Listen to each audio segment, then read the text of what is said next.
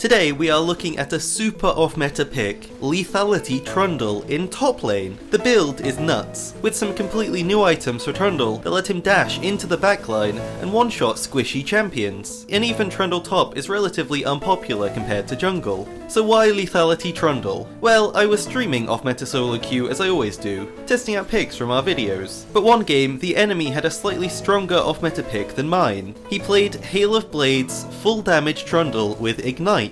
My top laner immediately lost a 1v1 and continued to chain feed until we lost the game before 20 minutes, so I had to investigate and try it for myself. Is this a troll pick or is it actually good? Let's have a look. So Trundle top, it's already a pretty good role for him, thanks to his strange passive. Whenever an enemy dies near Trundle, he heals for a percentage of their health. This is a very weird mechanic that leads to some crazy heals when you kill an objective or a champion, but in lane it means whenever a minion dies, Trundle heals and gets something from it. So he's able to regen back to full health without even needing potions. But it gets better. Lethality Trundle is a fully lane focused champion, even taking Ignite as well as Hail of Blades to look for an early kill. You can start Doran's Blade and even at level 1 look for a big trade. Hail of Blades is great with damaged Trundle. He wants to take a short trade and use Q to slow the enemy to force them into a bad spot. You can Q first to force them to take a bad trade, or Q at the end to slow them and run away without taking damage. Lethality Trundle has a secret weapon that turns him from a boring tank that gets kited into a backline dive champion. It's Prowler's Claw. This item can be comboed with Trundle E to create a pick and follow up by yourself without needing any help.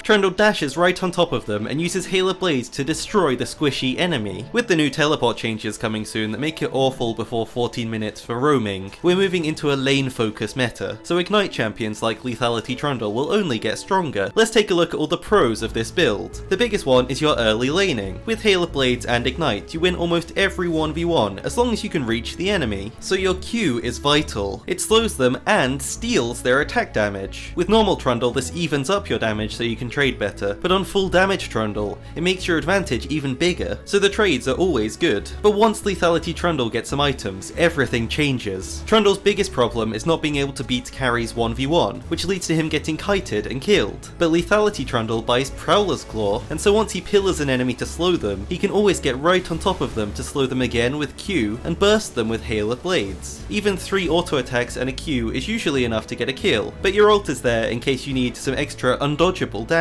Late game, normal Trundle is pretty bad in solo queue. He doesn't have enough damage and he's forced to just be a frontline. But for Lethality Trundle, as the game keeps going, he never stops scaling in damage. He can still one-shot squishies and carry fights, not having to rely on his team for damage. You're not required to buy tank items, you're a full damage champion. You can instead continue to stack damage and keep up with the enemies, so you can always match their damage and get a kill. Another pro is that Trundle doesn't really lose any power if he does this build. His kit still functions the same. He still has really good basic abilities that the champion is built on. The E to catch enemies, and the ultimate which shreds resistances. His E is still as powerful as ever. In my opinion, it's actually one of the best abilities in the game, since it has such a huge range and is undodgeable. You can just walk into a fight and this ability will always hit something. It's not like a normal skill shot that relies on you outplaying the enemy to hit it, so it's consistently good for placing behind enemies and forcing them to run around it. You can only really dash or flash over it. You can't juke a Trundle pillar because it's still going to knock you up and slow you for up to 6 seconds. And the ultimate, he still has it. It's a vital ability for Trundle. The champion usually gets picked just for this ability. It destroys tanks, basically stealing their gold, because they lose a big chunk of resistances. This ability always lets Trundle remove the enemy frontline, so his team can actually focus them first. And this is the same with Lethality Trundle. He can still create a pick with this point and click ability, so you're not completely reliant on just having damage. But there are also some big drawbacks to Lethality Trundle, so let's take a look at them and see if we can fix them. Early laning phase, Trundle is pretty immobile. He relies heavily on the movement speed from his W to avoid skill shots, avoid CC, and also avoid ganks. It gets even worse against ranged top laners. Trundle has no great way of reaching them to get a kill, so he gets poked a lot. Personally, I'd even ban a pick like Quinn if I was playing this. It's very easy to just get destroyed in lane by a ranged top laner. Doran's shield is the main solution to this, as well as his healing healing passive. You really just have to rely on these until you can get boots to stop their damage, and find a good all-in with the movement speed and pillar to block their escape. You cannot play really aggressive early on, but once you get your damage items, squishy top laners are terrible against Trundle, so you need to play for mid-game and then you can beat them easily. Lethality Trundle is incredibly squishy. He can be bursted down in fights before doing anything, and unlike a pick like Lethality Scion, he doesn't have a revive passive to rely on to still get a kill, but we can take some inspiration from Lethality Scion. My solution to Lethality Trundle's squishiness is Guardian Angel. Stopwatch just as a component is an insanely good item for all champions in team fights. I really think you should buy one every game almost regardless of who you're playing. It's only 600 gold and lets you bait bad plays from enemy and really disrupt the normal flow of the fight, which by itself can be game winning, so it's a very small price to pay. But then it builds into Guardian Angel. You finally get some armor, which helps you dive 80 carries, and you get the revival passive. It makes you so much safer. If enemies focus you down, you get time to escape after it pops. If you dive and mess it up, you can stall in Guardian Angel for your teammates to get there, or even if you dive and it works, enemies won't be able to trade a kill back because you'll just revive, so your team gets a free kill and can use that to win the fight. Squishy enemies should never go anywhere near you, and Guardian Angel gives them another reason to be scared. Team fighting on Lethality Trundle is very important, and his squishiness then becomes very relevant. You need to play it quite perfectly to actually be useful and not just int. The best way to win a fight is to use Pillar to cut off enemies from their team, ideally a squishy champion, and then using W you can quickly move in and out of engage range to decide if you want to go for the kill or play it slow. In some fights you need to stay back, use ult on a priority target, and burst them with your team. In other fights your job will be to immediately get into the backline and kill them before they can join the main fight. Trundle wants to burst one champion down and immediately swap onto another. You are really playing an assassin, so your damage needs to come out fast and win the fight immediately. Let's theorycraft a good build. You want to start Doran's Blade versus melee champions and Doran's Shield against ranged. The best thing about this build is that you can still get Sheen. This is kind of the best item for Trundle top. It works great with his Q for trades. Since he's always auto-attacking and using Q, it's a great first component, which builds into Essence Reaver as your first item. This gives you the sustain damage to win fights in top lane, and you can still burst down squishy champions, maybe even get a lucky crit. You should buy your boots early on because Trundle needs movement speed to chase kills. Armor or magic resist boots are the best as they stop you dying immediately in 1v1s. You don't really need any of the other boots. Your mythic should be your second item. Prowler's Claw is great. It gives you the burst damage to go along with your sustain damage, as well as the mobility to assassinate enemies. After this you have a lot of choice. I love Guardian Angel here. It gives you lots of tools to keep you safe. Tiamat by itself is a good item to have. It really helps with Trundle split pushing if you need to focus on 1v1s. I think the best playstyle for Lethality Trundle is grouping with your team, even if the enemy bot side is fed. You're perfectly designed to shut them down, so Tiamat is mostly good to help you manage the side waves. Here are some other good general Trundle items you can fit into the build. For runes, this Hail of Blades page is likely the best. It synergizes really well with your burst playstyle. If you compare it, for example, to Lethal Tempo, New Lethal Tempo is a great rune. It's insane on champions that auto-attack, even melee top laners, but it's only good if you can stack it by autoing 6 times in each fight. That's when the rune is at full value. Lethality Trundle should already have a kill by that point. His damage is too high, so it wouldn't really synergize with this style, but a normal Trundle build will probably be better. We want to max Q to get the most burst damage, into W second for more mobility, and crazy attack speed that makes taking towers or Baron very fast. You're a bit like a second AD carry.